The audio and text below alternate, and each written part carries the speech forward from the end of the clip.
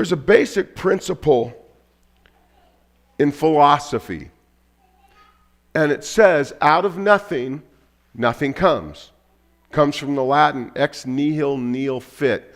Out of nothing, nothing comes. What that says is simply, if you have nothing, you get nothing.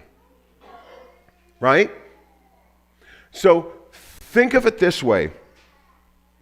The idea that nothing can come from nothing. Do you remember, if you're my age or older, the big old glass pickle jars?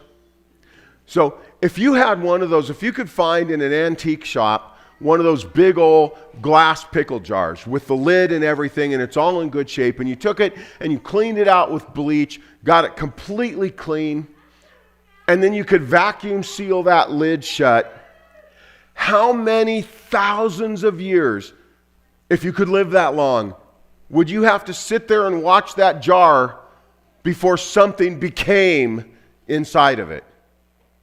It'll never happen, right? Nothing comes from nothing.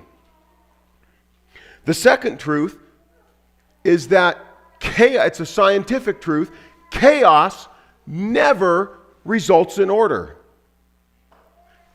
Nothing comes from nothing, and chaos never results in order. I had a conversation with a couple of guys. It wasn't very long ago. And one of them said, well, I asked him how the world came into being. One of them said, well, the Big Bang. I said, okay, let's say that's true. If this philosophical principle is true, and we know it is, nothing comes from nothing, how did the first molecule that went bang come into being? How did that first thing that went bang and created the universe, how did that first thing come into being? And his buddy stood up mentally and he said, wait, it's not the Big Bang, it's the multiverse theory. Oh, this is a good one. If you've never studied that, don't waste your time. The multiverse theory says that there are billions of dimensions.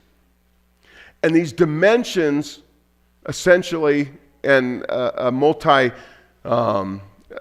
theorist of this multiverse would chew me out for this, but essentially that one of the multiverses opened into our empty space, leaked stuff, and that stuff created our universe in a new multiverse.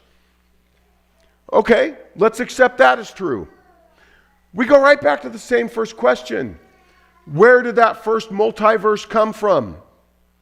Because nothing can come from nothing. So how did it start?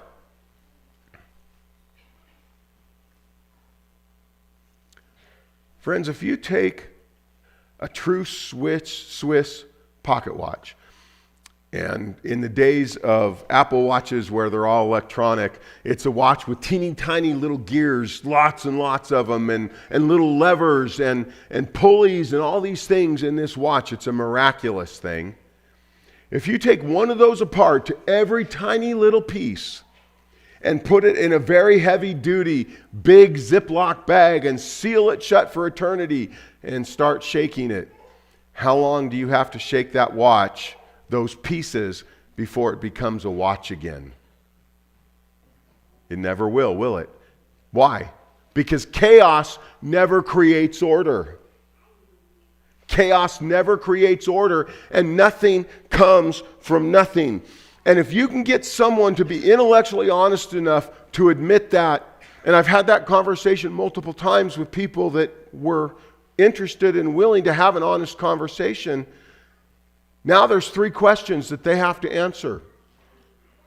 The first question is, accepting now that there's an intelligent designer, we have to ask the question, if that intelligent designer, he, she, or it, is still around and paying attention to what it started. And if the answer might be yes, just might be, then we have to ask the next question, which is, does that intelligent designer, he, she, or it, that's still around and still paying some attention to what it created, does it have any expectations for those that it created? And if the answer might be yes, the last question is very simple. What are the ramifications of not doing what that Creator wants from you?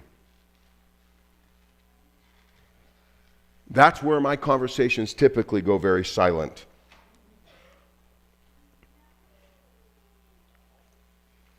Out of nothing, nothing comes. And chaos never creates order. And now conversations about Jesus are much easier to be had.